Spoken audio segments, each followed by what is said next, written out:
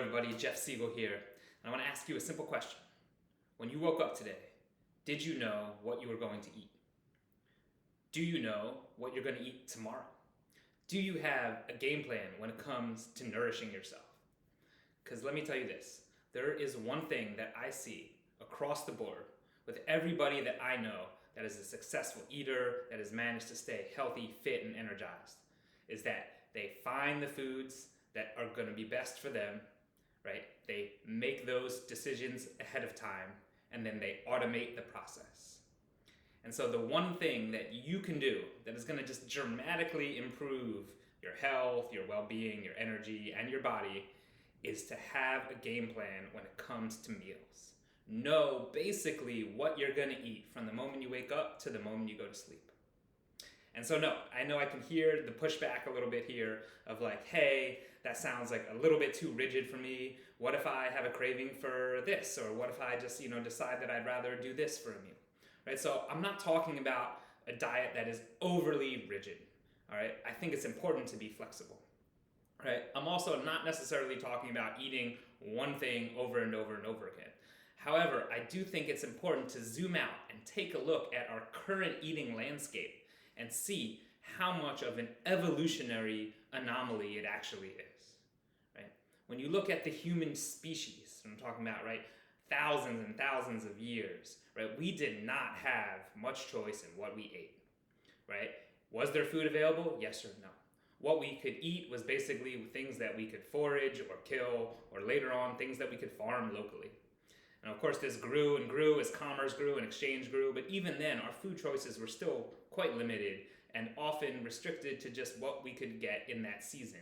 And so when we look at now the food landscape that we live in, where there is endless amounts of choices, right, it can be overwhelming, right? There's too many food decisions. And guess what? From a perspective of cognitive overload, we get fatigued. And it becomes too much to try to make the best decisions, to try to optimize our decision each time we're confronted with 100 different types of salads or 500 different types of sauces to choose, right? And so there's so much value in automating and pre-deciding on your food because it just limits the cognitive load. So you have less stress and strain. This is why so many successful people wear the same clothes every day. It's one less thing to think about. We're trying to reduce decision fatigue. Another thing is that the choices that are often available now just frankly aren't very good choices. It would be a little bit different if you were choosing from the cucumbers that you grew in the garden or the chicken that's running around your backyard. But most of our food choices is out of our hands, coming from highly processed, industrialized things with ingredients that we aren't necessarily sure where they're coming from. So our food landscape is so different now, and our bodies at the end of the day just want nourishment.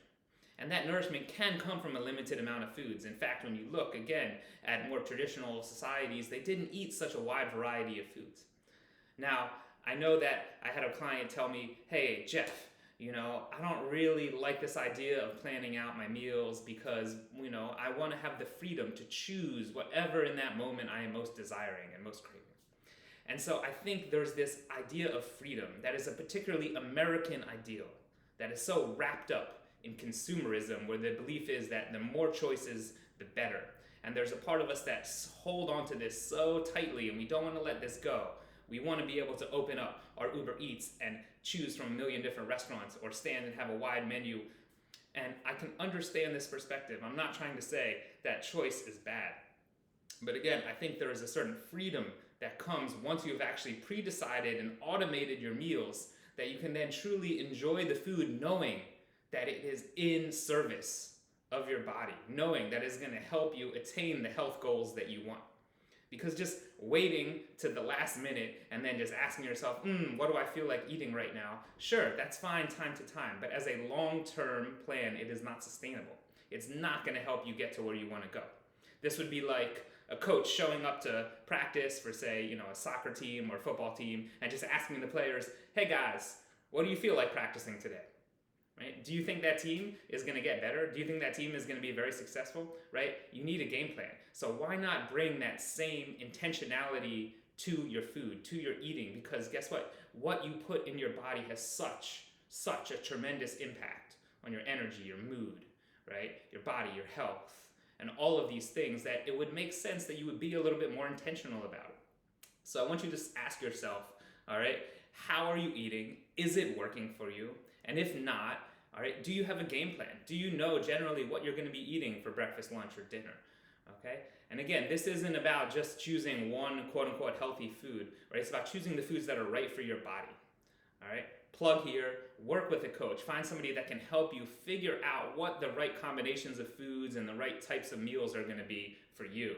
But then once you have that in place, having a game plan, right? Doing your meal prep, knowing generally, oh, Monday night we're gonna have this for dinner and Tuesday night we're gonna have this for dinner, really not only makes it so much easier in terms of reducing decision fatigue, but in the long term, it's gonna be way, way healthier for your body.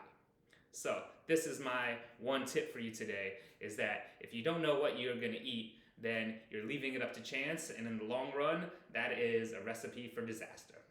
So until next time, Jeff Siegel here. Breathe, smile, and automate the right foods for your body.